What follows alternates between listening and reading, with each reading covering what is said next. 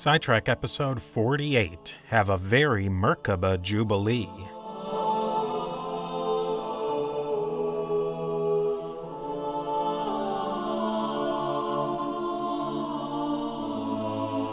Welcome back to A2Z History Presents The History of the Papacy. The History of the Papacy podcast is a proud member of the Agora podcast network.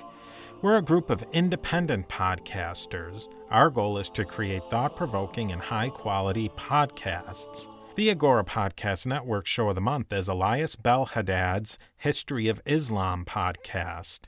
As you can probably imagine, I enjoy a good podcast on the history of religions, and the History of Islam podcast is one of the best you can listen to.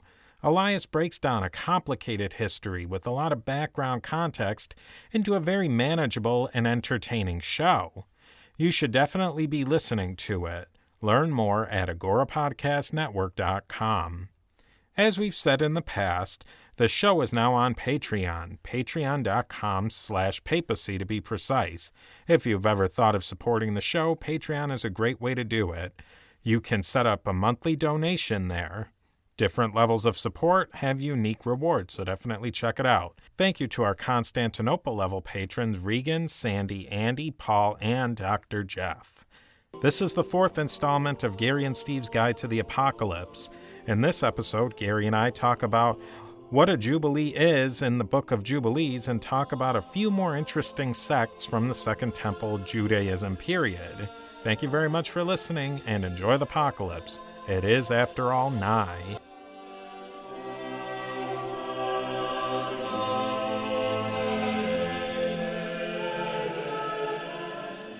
All right, welcome back. We're going to talk about the apocalypse some more.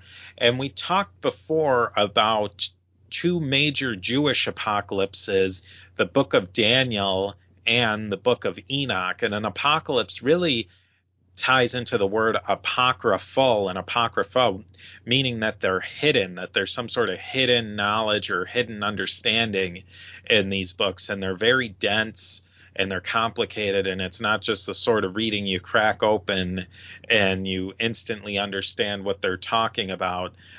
And today we have a couple more apocalypses to talk about: Merkabah mysticism and the Book of Jubilees, which is a really good apocalypse. Garry, can you tie all of our apocalypses together and maybe review a little bit what we talked about the last time? Yeah, sure. Let's have a go. Now, firstly, the word apocalyptic comes from the Greek, from being hidden. And there's a vast body of literature called apocalyptic literature. Firstly, it's a genre of literature, like westerns or crime fiction. It's a type of literature. Apocalyptic stuff is also, it's a movement. It's a collection of beliefs that people have, and it's a worldview and theology. The apocalyptic genre of writing typically has a figure from the past, like Enoch, who's a fairly big name in Genesis, who gets visions from an angel of some sort. And the angel tells this figure from the past, like Enoch, well, this is what's going to happen at the end of the world. This is what heaven is like. Daniel is the classic example in the Old Testament. And the whole genre of literature is really very different to the material in the Old Testament. The Old Testament is very keen on the here and now and history, particularly God working in history. The apocalyptic literature says that God works outside of history, and it says that there actually will be an end of times. The Old Testament never says that. The Old Testament presumes that the world will go on forever, and the Jews will eventually get their rightful place back in Jerusalem. The apocalyptic stuff says, now the world's going to come to an end, and the apocalyptic literature adds a very new element, that individual people will be judged at the end of times. And this belief first appears in the Bible in the Book of Daniel. And the Book of Daniel is the only book in the entire Old Testament which talks about the resurrection of the dead and a judgment of the dead. Daniel sort of snuck into the Old Testament.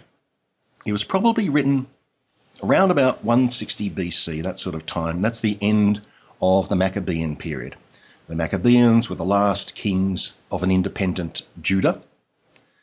They had managed to overthrow the Seleucids at the time, and Daniel seems to have been written about then.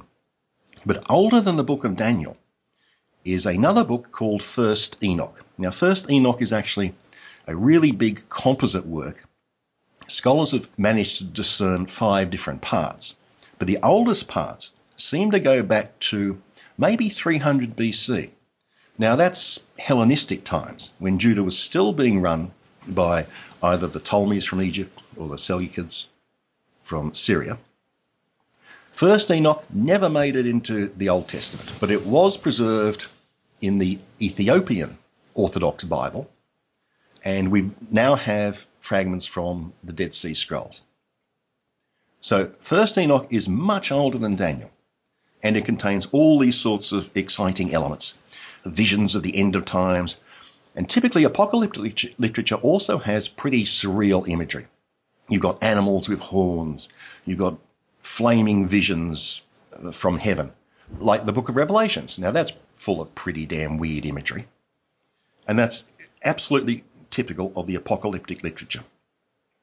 So the 2 oldest documents we have are First Enoch and Daniel. And First Enoch, by the way, is absolutely huge. It's 108 chapters. It's probably bigger than Genesis, and Genesis is a big book. And the apocalyptic literature, it's a literature of hope and despair.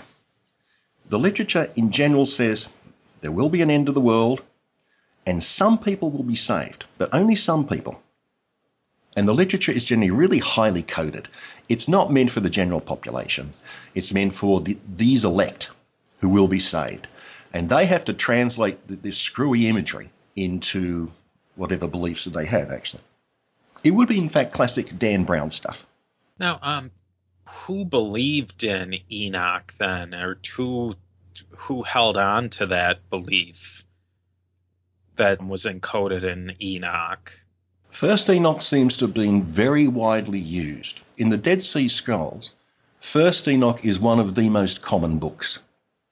The beliefs in First Enoch seem to have been part of the general milieu of Judaism, right from Hellenistic times through to Christian times. They were just part of what everyone believed. First Enoch never made it into the Jewish canon because it was just a little bit too way out there. I mean, Daniel barely made it into the Jewish canon. But it only got rejected fairly late, probably 2nd, 3rd century, when Christianity was just starting to spread. First Enoch was certainly known to the authors of the New Testament. It's referred to in Jude. Yeah, it was quoted in Jude, and I believe it was quoted in John. Yes, I think it is, and I think it's referred to by Clement of Alexandria, Irenaeus, and Tertullian. In fact, Tertullian writes that Enoch had been rejected by the Jews because it contained prophecies pertaining to Christ. So it was certainly there, but it just never made it. And there's a fair bit of other Enoch-style language in the rest of the New Testament as well. Right. I suppose Revelation would be the biggest example of it. I'm not that familiar with the New Testament, so you'd probably be more up on that than I would be. But yeah, a lot of the things that you've mentioned seem very, very familiar in that and in the New Testament work. And like you said, on at least 2 times it was directly quoted. Yes. And the whole concept of a resurrection of the dead and an end of times became embedded in Christianity. Judaism rejected those concepts, but Christianity took them on board completely with First Enoch. And this is getting a little bit off base, but it changes your view of what a biblical canon is. They were referencing books that were not necessarily in a canonical Old Testament, which is interesting to me.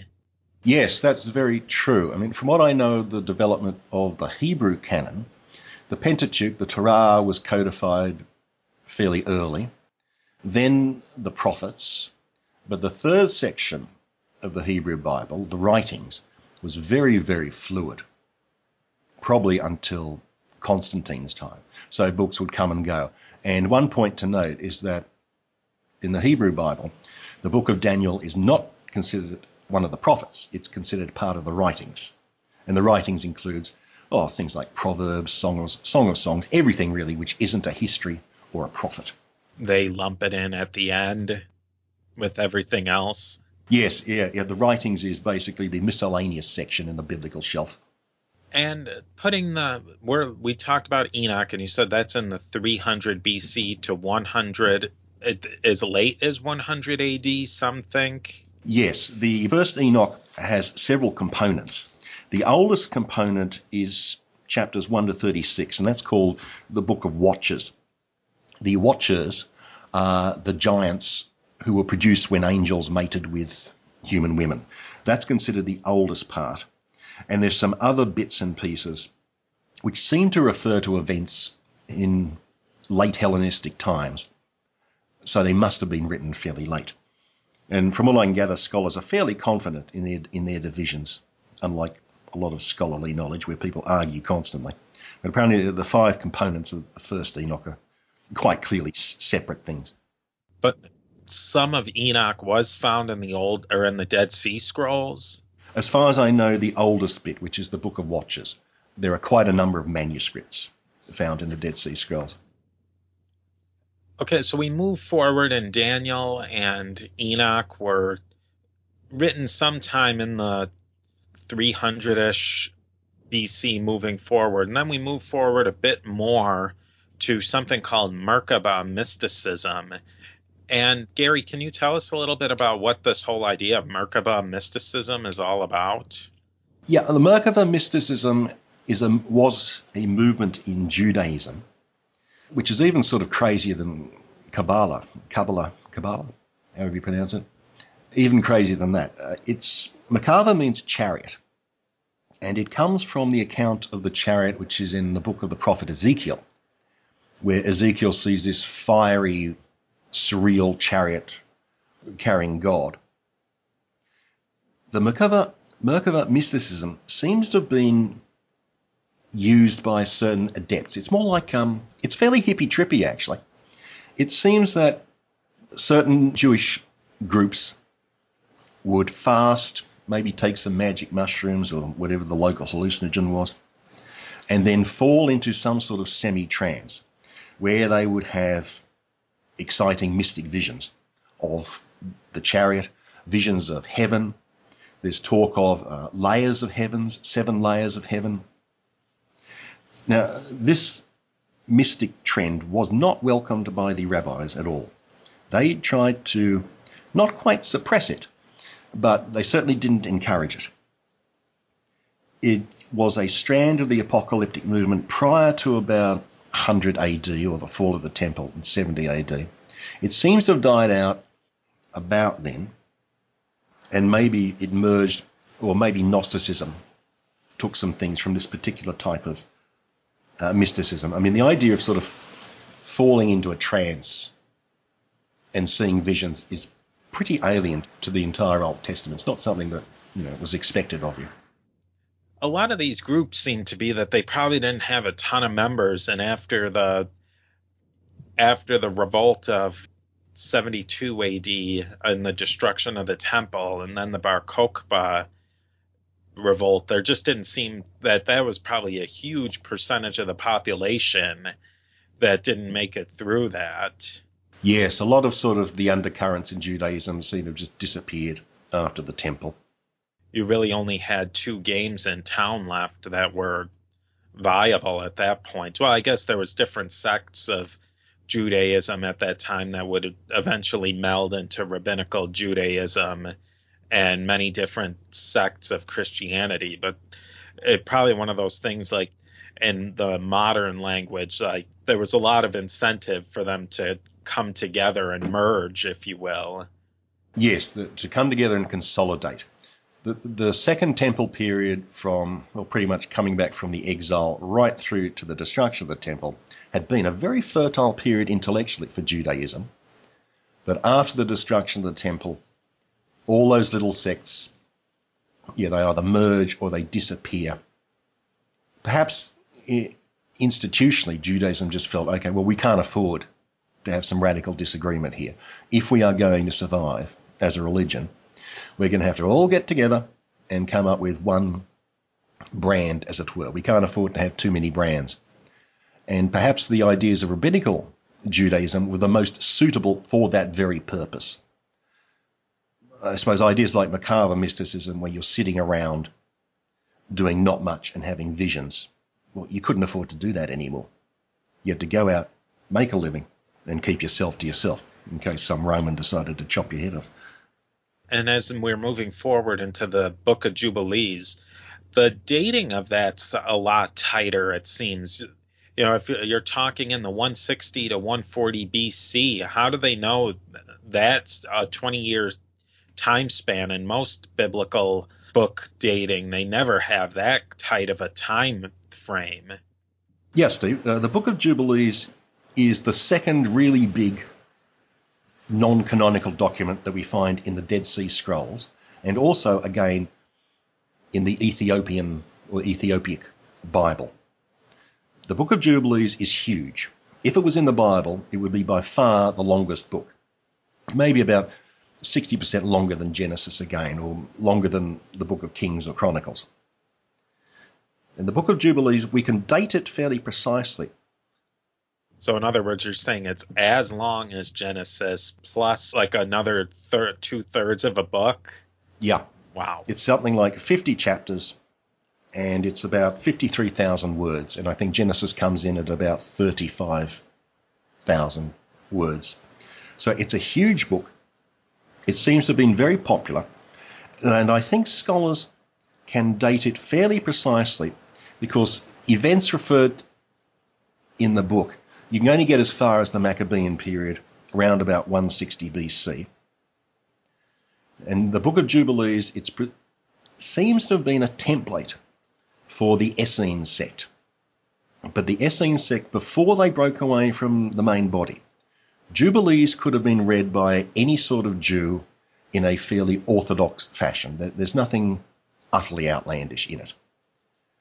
So there are ideas which predate the breakaway of the Essenes from the main body of the Jewish nation. And we know that happened apparently around about 150 BC, something like that. So scholars date the book before the Essene breakaway, after the Maccabeans, which puts it round about 160 to 140 BC. So I think that's how they give that sort of dating. And then we get into all the ifs and maybes. Yes. Maybe the Essenes are the Qumran sect of the Dead Sea Scrolls. Maybe they're not. Maybe the Essenes, maybe James the Just, Jesus' brother, maybe he was an Essene if the Essenes actually existed as their own group. That's true. There's so many ifs and buts. And if the Book of Jubilees is a single coherent work, if it wasn't composed at different times, well, who knows? But we can make it up as we go along. We can make it up as we go along. Scholars have for centuries. Yeah, that puts us in the top 10% of biblical scholars. That's right. And as soon as we get university positions, we'll be even better off. We'll get paid for it. And, oh, geez, that'd be good. And get a pension and everything. And get a pension and only have to work a day a week. And summers off. Years off on sabbatical. Oh, that's the life. Oh, I used to be an academic. Gee, I miss it. Not working. Any major universities, theology departments, you can email us at steve@a2zhistorypage.com. Absolutely. But so back to Jubilees. So it fits into that Second Temple period where a lot of things were going on in Judaism. Fits really very well in that. Yes. Now, the significance of the Book of Jubilees is that it is a rewriting of the entire book of Genesis and parts of the book of Exodus. But it's more than a rewriting. It actually claims to replace Genesis, to throw it out. And what's more, the Book of Jubilees actually claims a superior authority to Genesis or the entire Pentateuch. The Pentateuch, the books of Moses, nowhere actually claim to have been written by Moses. They never do that.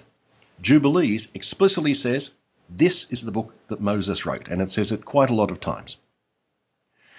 So the Book of Jubilees claims to be the second Torah, the second law. And it argues that really we should throw out Genesis and just have my book, Jubilees. It's called Jubilees because it has an insistence on a solar calendar. As you know, the Jewish calendar is a lunar calendar, and the various festivals will move around the solar year, depending on what's happening in the lunar year. The Book of Jubilees says, no, let's get rid of this lunar calendar stuff. It's crazy. Instead, we will have a nice solar calendar of 364 days, which is 7 times 52. And if we bring in this nice new solar calendar, then, for example, Passover will occur on the same day and date every single year. And won't that be a good idea? Interestingly, I was just reading that quite a lot of calendars have been found in the Dead Sea Scrolls. So Jews were certainly interested in the calendar. And the calendars found in the Dead Sea Scrolls, some of them are the standard Jewish lunar calendar, others are solar calendars. So there was certainly a movement in Judaism, most strongly exemplified by the Book of Jubilees, to move to a solar calendar, which is probably why the book actually never made it into the Old Testament, because the Jews rejected the whole notion of a solar calendar quite late, and so the book didn't make it. Now, in Jubilees, one of the things in Jubilees, when it's rewriting this history of Genesis, Jubilees constantly give dates, very accurate dates, well, at least according to the book. And you don't find that in Genesis. Genesis, or the Pentateuch, is not really big on dating. It's all very vague. The Tower of Babel just happened. It doesn't say it happened in a certain year. Whereas the Book of Jubilees gives specific dates. And I'll give you an example. Oh, here we go. A typical passage would be, for example, Jubilees 10:18. And in the 33rd Jubilee, in the first year, in the second week, Peleg took to himself a wife, whose name was Lomna, the daughter of Sinah, and she bare him a son in the 4th year of this week. Now, when it's talking about years of weeks, a period of 7 years is called a week of years. Okay, that makes sense. And every period of 7 weeks of years, which is 49 years, is a Jubilee, and hence the name of the book. So Jubilees refers to, say, the 33rd Jubilee would be 33 times 49 years from the creation of the world. And a Jubilee is a term used in Leviticus, and it refers to a 50th year where you free all your slaves, basically, and everyone gets back their original property. So if you've rented out property to someone, every 50th year it reverts back to you or your family. Slaves go back home. It was some sort of mechanism. It's an economic mechanism, I suppose. So a Jubilee in the Old Testament is simply a period of 50 years.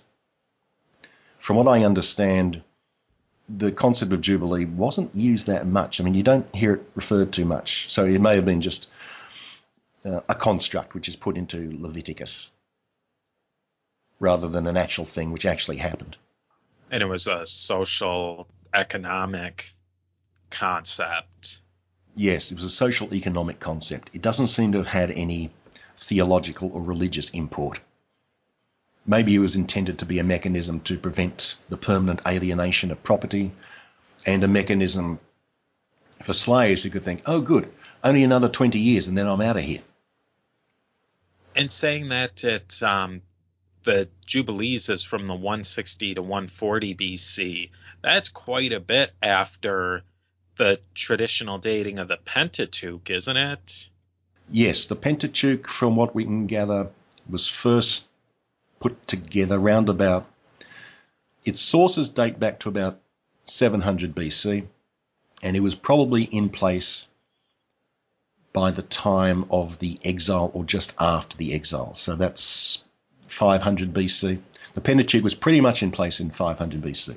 So Jubilees is a good 340 or 400 years later. So these guys had some guts to say that the book that they slapped together had more authority than the Pentateuch. They certainly did, and some scholars argue that one of the important things about the Book of Jubilees is what it tells us about the Pentateuch, that the Pentateuch may have existed as a collection of books, but it didn't have the sanctity and ironclad place in the canon that it later had. So a lot of people argue that when Jubilees was written, 160 BC, the canon was still, you could still get away with sticking something in which claimed to be as sacred as the first 5 books. Of course, I suppose we'll never know, and that's really just a guess. And we talking about this, it's how it got transferred to us to this day. It really comes in, it's another one of those books that the Ethiopians seem to have just stapled all of these books together. How did it get down to them? That's a very good question. How did it get down to them? Or maybe more so, why did they decide to keep all these books? Or even why they decide to keep Jubilees in particular? And would we have ever heard of Jubilees had they not saved it? Had they not saved it, we would not have heard it until we found the Dead Sea Scrolls. And then we would have been looking at all these scraps of some weird text and thinking, what on earth is that? So it's fortunate that the Ethiopians did keep it. I've got no idea why they did, I must admit.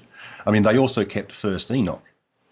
And an interesting thing, even though First Enoch and Jubilees are both written in Ge'ez, or whatever the language is called, which apparently is the liturgical language of the Ethiopian Bible, the books are in Ge'ez. They were translated from the Greek, which was itself a translation from the Hebrew. But apparently the Ethiopian translations are really remarkably close to the Hebrew in the Dead Sea Scrolls. So they preserved very accurate copies. And scholars are able to compare those two. Yes, exactly. They're able to compare them, and the fragments that we have from the Dead Sea Scrolls agree remarkably with the Ge'ez, given that it's a double translation. Now, one thing about Jubilees, when it rewrites Genesis, it puts in a whole bunch of new stories. It changes the original material in Genesis. It's not just sort of taking Genesis and coming up with a thin copy. It amplifies it. It adds new incidents. It expands things. It's a pretty big expansion of Genesis. And it adds some interesting new theological concepts. For example, Jubilees is quite insistent that all of creation is for the Jews. In the Pentateuch, God comes to Abraham and God makes his covenant with the people with Moses at Mount Sinai. In Jubilees, it's from the very creation of the universe that God has made a deal with the Jews. And the whole universe exists for them. Jubilees is pretty keen that Gentiles are, forget them. They don't know anything. They're not worth interacting with. And it's got some pretty strict rules about avoiding contact with Gentiles. And we haven't figured out why they're here really, because the whole universe is for the Jews. That's something you don't find in the Pentateuch, really. In the Pentateuch, the Jews are a people who have been chosen at a specific point in time. And, well, of course, they live amongst other peoples. That's not a problem. So that's one of the major changes that Jubilees makes from the Pentateuch. The Jubilees also has some apocalyptic elements in it, but it's not usually considered an apocalypse. Now, Jubilees has in common with the apocalyptic literature that it presents itself as a revelation given to Moses, a heroic figure from the past. This revelation is given by an angel called the Angel of Presence, and it's an attempt to instruct the readers of Jubilees about vital matters in their own time. But Jubilees, unlike the apocalyptic literature, doesn't have bizarre imagery. It's really fairly straightforward. It's not meant to cater to an elite or a group of people. It's meant to be for everybody. And it has no preoccupation with the end of times. So there's no beasts, horns, weird heavenly scenes. It's not written for the elect. It's meant to be for absolutely everybody. It has no interest in the Messiah.